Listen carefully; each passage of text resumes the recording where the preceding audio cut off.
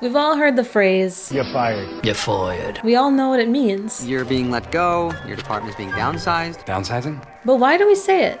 Welcome to Cocktail Curio. I'm Wave. And I'm Rosie. Now let's mix up a cocktail of curiosity and talk about it.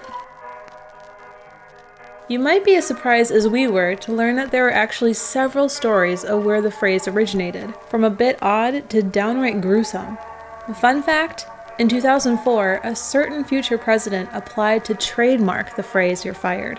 It wasn't approved, but thankfully that means we can make this video without a copyright strike. So now we'll lay out all the possible origins here, and you can decide for yourself which one makes the most sense. The first explanation is fairly simple and doesn't require much context. Basically, it's that the phrase was a metaphor relating to discharging a firearm, because the word discharge can mean both to fire a projectile or dismiss someone, aka firing them out of the barrel of the office. That one makes sense, but let's talk about some more intriguing possibilities. The second explanation claims that the phrase originated from working as a miner. If someone was caught stealing something from the worksite at the mine, they would be punished by all of their personal tools and work materials being burned.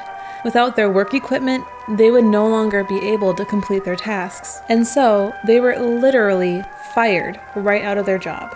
The third possible explanation also involves literal fire, but it's much more sad and gruesome. But keep in mind, these are all legends and rumors. This explanation claims the phrase originated when masters would burn down the cottages of their forced captive laborers, after deciding that those particular people weren't profitable enough for them. And to make this even more horrifying, they would set fire in the middle of the night while the people were sleeping, most likely leading to a very sad outcome. Now, the fourth possibility is kind of similar to the last explanation, except that this originated in tribal communities. It's said that when a member of the tribe was considered to be lazy and not pulling their own weight within the tribe, the person's dwelling would be set ablaze to send the message that they were no longer welcome as a member of the tribe. Now, thankfully, that's it for the really sad possibilities. This last one is more of a goofy tale of the late 19th and early 20th century business world in America. But first, we just want to say thank you for watching Cocktail Curio. We would really appreciate if you take the time to like this video and subscribe and turn on the notifications for more cocktails of curiosity.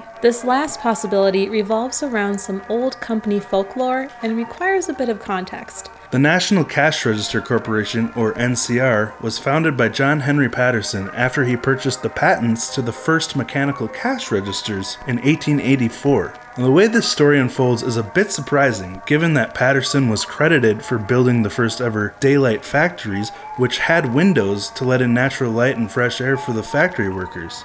But the story goes that one of Patterson's employees, Thomas Watson Sr., who also happened to be a star salesman at NCR, argued that their cash registers should be electrified for added security. I don't know much about engineering, but given that running a cash register could be a fairly entry-level job, I can see how this could go very wrong very quickly. And John Henry Patterson felt similarly. Patterson told Watson that he should just stick to sales and leave the management of the company to Patterson. But Watson didn't back down. The two men grew increasingly angry with one another.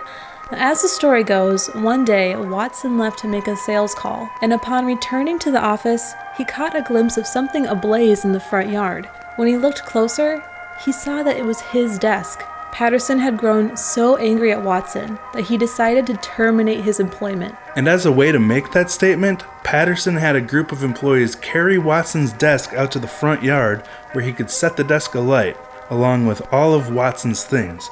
Thus, Thomas Watson was literally fired right out of his job.